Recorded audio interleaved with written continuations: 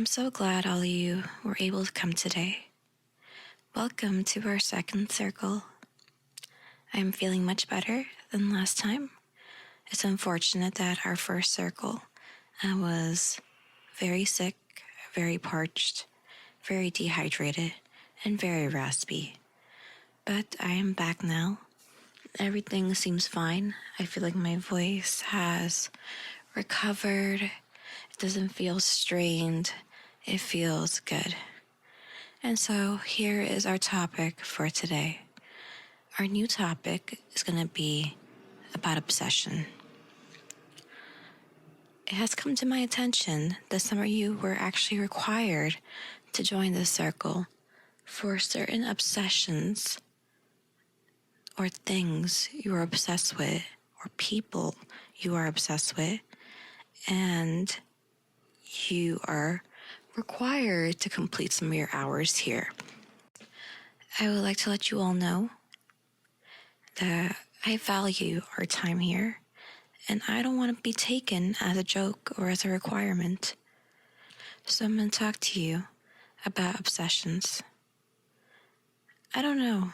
You tell me when it gets to your turn. Are obsessions good or bad? I personally don't know. I feel like it can go both ways. Who knows? There's no right answer, right? But some of you are here for stalking issues that you have, and I've had quite some stalking issues in my life. And I hope you realize stalking takes a toll on people because you're constantly watched. It's okay to be obsessed with somebody, but when you take it a little bit too much, or you start invading personal space, that's when you overdid it. So I'll tell you a story. I was in 10th grade, and I just turned 15, and I would take the bus to school. And remind you, I was a minor, 15, and there would be a guy on the bus, and he would always look at me. And I didn't think much of it until one day he approached me. He talked to me, and he wouldn't leave me alone. He said, "Do you want to get coffee? Do you want to get breakfast?" And mind you, I need to go to school. And I told him, I can't. I need to go to school. And for some reason, people can't understand rejections. So this happened for a couple of days where I constantly ran into him on the same bus, and it became a little bit too much. He would walk with me because I had to transfer to another bus, and he would go on the train. Eventually, I had to leave my house a little bit earlier and take the bus behind my house, which sucked. Or sometimes I would leave a little bit earlier or later to take the bus, not on schedule, like his bus. Eventually, luck got to me, and I moved. And because I moved, my bus path was different, and I never saw this guy again. I can tell you another stalking story that I had a little bit later in my years as I got older. And it would be this guy who thought something was going on between us when honestly we were just friends.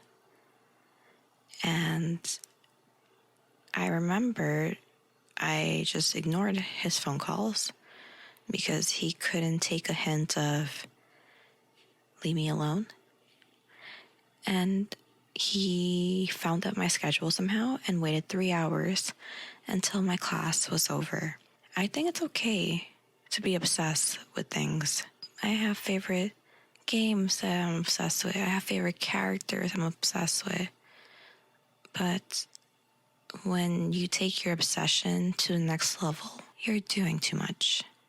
For example, it would be ridiculous if I followed my favorite singer home.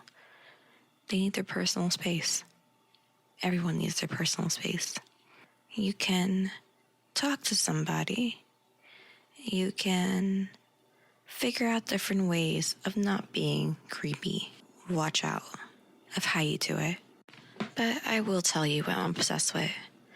I'm obsessed with a couple of things. I like chocolate with cherries. I know no one likes them.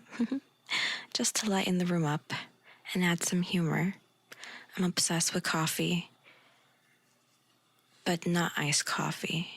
I'm sorry. But you see those doors? If you are an iced coffee person, you need to leave because hot coffee is superior. Black coffee, that's what I really enjoy. Tea, I love tea, but coffee is much better. And I like glitter. I'm obsessed with sparkles and glitter and shimmer. I'm obsessed with, what else am I obsessed with?